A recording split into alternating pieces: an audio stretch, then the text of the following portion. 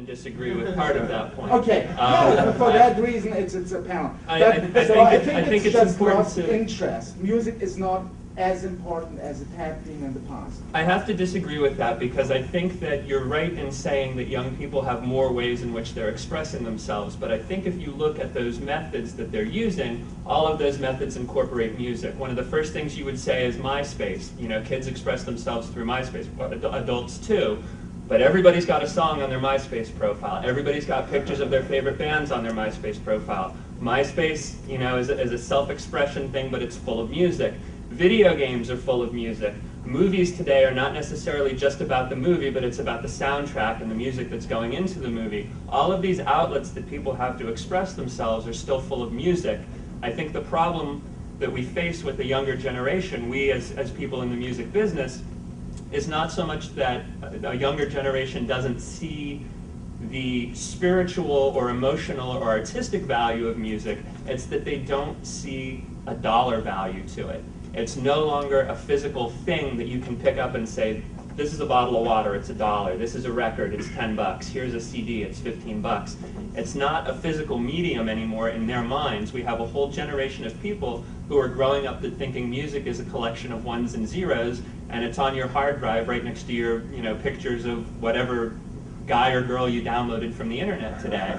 And that, I think, is the greater danger, is not so much that it's not that they don't love music, it's that, unfortunately for us, they're not necessarily placing a value on it in that sense. I see Martin's got a tremendous number of notes. Can I dive in on your dive in? Yeah. There's so many things going on with all of this. And I don't know that we ever bought music for the music.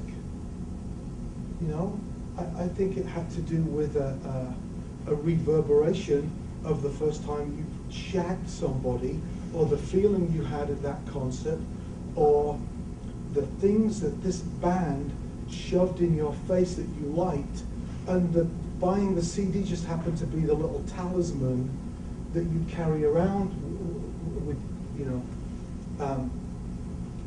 Blow me, I'm wearing a Sex Pistols shirt. It's like a little code thing. And I think, I don't know that music is less or more important. I think it's completely fragmented. Like in England, everybody would listen to the same #1 hit single at the same time across England. It was different in America because there was radio stations all over the country, just a bigger country. Now, when I'm driving around in my soccer mom van with my 3 kids, they're all listening to something different. So you can no longer say, what were you listening to when Kennedy was shot? Because everybody's listening to something. Somebody's in the back doing a DVD.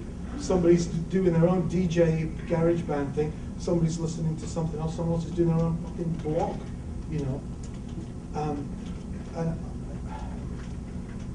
it starts to get really swirly for me, because I think that whilst MySpace enables more people to think that they're getting their music out there, in some ways it's a marketing device to have them to shut people up. They go over in that corner and pretend that your music is available worldwide, and maybe it is, but so are 5 million other bands' songs, so it might well not be available. But maybe the bands are failing to shove this stuff in our faces the way they used to.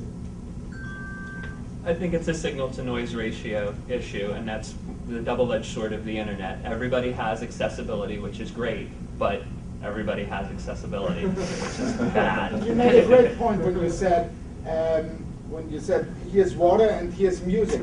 The problem is, water is as cheap because it's for our Western civilization, because it's everywhere available, and that's the point. Music is just a constant surrounding. Today it's even more worth to be in total silence, just to hear your own soundtrack of your minds instead of constantly hearing music. And that's another point.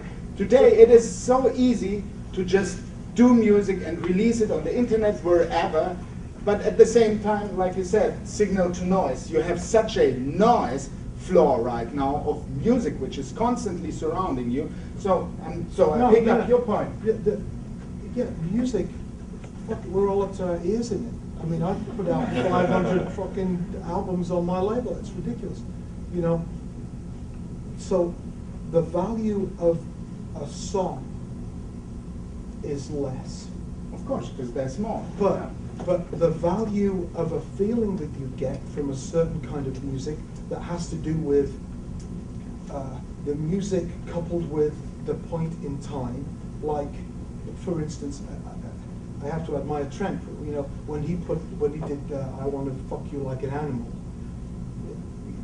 whether or not it's an amazing lyric, the fact that he could release that and radio stations would have to play it, the game that he played with that, to me, was cooler than the song itself.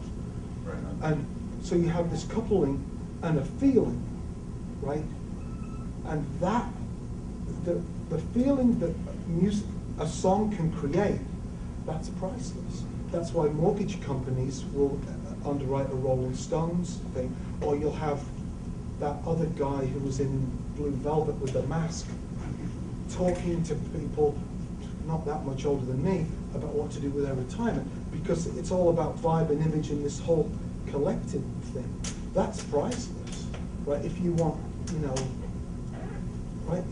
So there's more of the shit, and it's harder to find the diamonds in the shit.